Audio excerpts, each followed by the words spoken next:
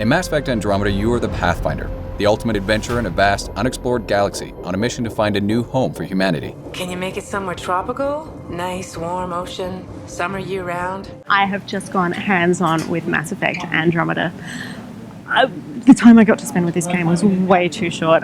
We actually didn't get to play the prologue of the game because, as we were told by the producer, even playing through the prologue, there are so many opportunities and options for experimentation and different things to do within the world. So he actually wanted us to get straight into the gameplay, so he didn't let us play through waking up as Ryder. It's the first time that I can remember being told explicitly, don't explore everything that there is to explore in the game. We only had a limited amount of time, and if we had been allowed to explore everything like I like to do with BioWare games, we would have been here for ages and wouldn't have been able to actually experience quite a lot of the elements of the game that are on show today.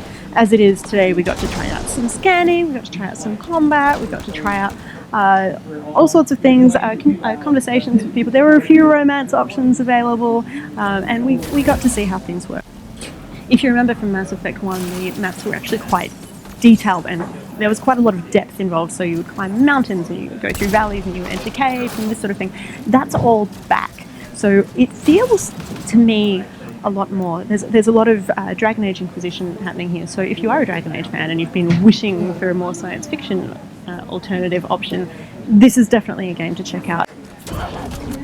Now remember, BioWare has gotten rid of the Paragon and Renegade system in Mass Effect Andromeda, so when you're playing through you actually get to make some non-binary choices at just about every point when you're faced with the conversation option. You're given more of a feeling or an emotion about how things will play out rather than just going, oh right, yeah, this is a Paragon choice, this is a Renegade choice. So it's a lot more open that way, which opens up a lot more opportunities within the game.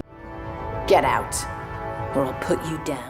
We didn't get a chance to play around with the character creation tools because, again, that's the sort of thing that you could lose hours to, just adjusting freckles and haircuts.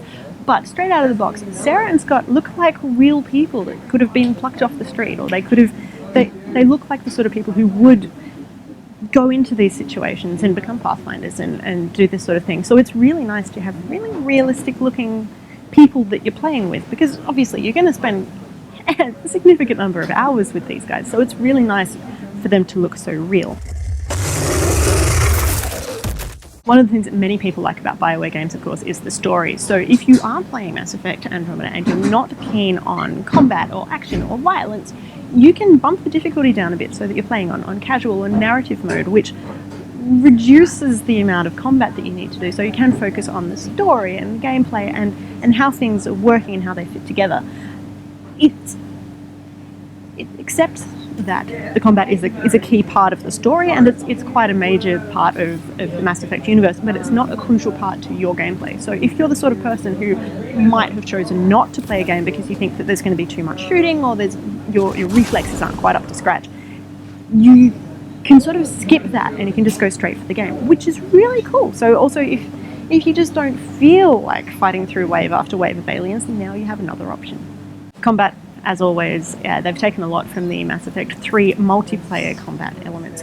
They've made things really quite visceral and stuff. It's fast-paced and there's a lot there, and it's a cover-based shooter, but it's not, because you can also jump. And if you can jump, then why can't your enemies jump? And so if your enemies can jump, then that then opens up a whole lot of options there as well.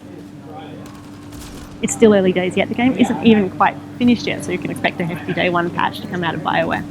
But we also weren't able to spend much time with it. And even if we were able to spend time with it, even if we were able to spend all day with it or all week, we probably still wouldn't be able to explore all of what's on offer here in Andromeda. And it's amazing. There's three-dimensional space, there's open world, there's countless planets to explore, and they've all been presented with the same level of BioWare polish that we have come to expect and that we've come to love from the studio. So yes, it's been 5 years.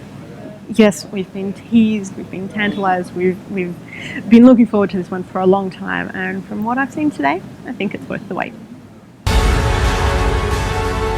He's a human from another galaxy, a Pathfinder. I don't need an army. I've got a Krogan. Go right, it'll be fun. This is exactly why we came. Cover's blown, run! They want to fight? We'll give it to them!